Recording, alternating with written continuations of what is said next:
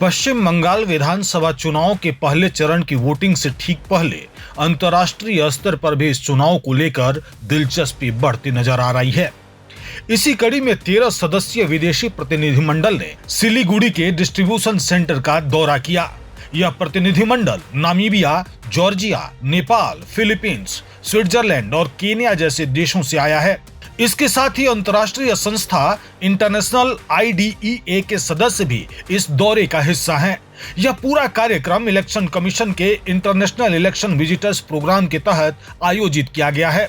Siliguri college स्थित DCRC में पहुंचे इन विदेशी मेहमानों ने चुनाव की तैयारियों का बारीकी से जायजा लिया। उन्होंने EVM और VVPAT मशीनों की तैयारी, पोलिंग पार्टियों की मूवमेंट और चुनावी लॉजिस्टिक्स को करीब से समझा। बताया जा रहा है कि यह प्रतिनिधिमंडल सिर्फ तैयारियां ही नहीं बल्कि मतदान के दिन भी अलग अलग पोलिंग बूथों पर जाकर पूरी प्रक्रिया को देखेगा। इसमें मॉक पोल से लेकर वास्तविक मतदान तक की निगरानी शामिल होगी। इसके अलावा वे मीडिया मॉनिटरिंग सेंटर भी जाएंगे, जहां 100% वेबकास्टिंग के जरिए हर बूथ पर नजर रखी जा रही है। चुनाव आयोग का कहना है कि इस पहल का मकसद दुनिया को भारत की चुनावी प्रणाली की पारदर्शिता और मजबूती को दिखाना है।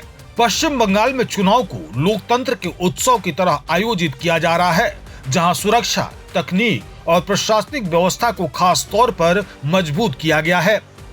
यह कार्यक्रम पहले भी बिहार, असम, केरल, पुडुचेरी और तमिलनाडु जैसे राज्यों में आयोजित किया जा चुका है।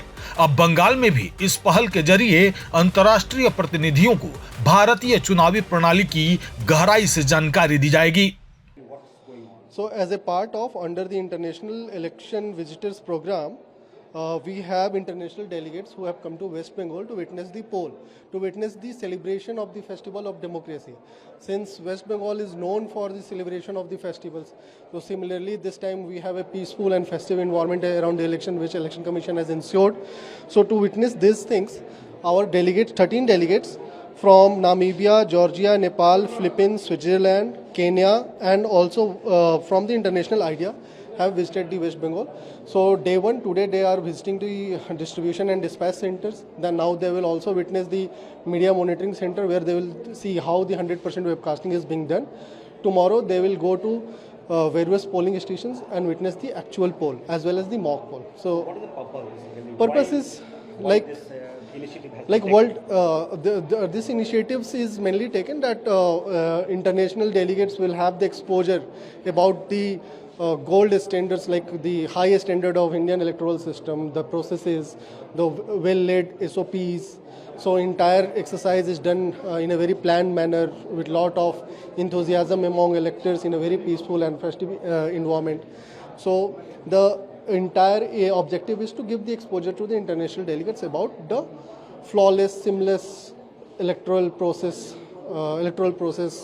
system of the Indian elections. So what's their observation? How much? They have just started. So as they will proceed, we will let you know what all are their observations. Sir, India is one of the largest democracy. So how this plan came to the ECI's mind? No, it's quite old.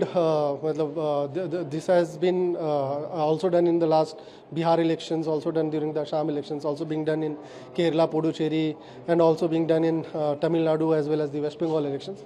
So it's a part of IVP program that Election Commission of India has. It's a flagship program.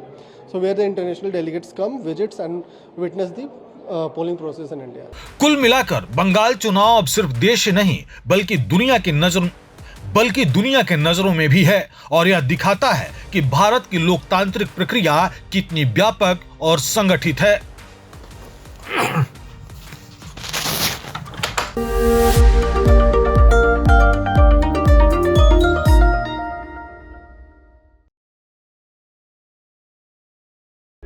प्रभातखबर.com, विश्वास वही, रफ्तार नहीं।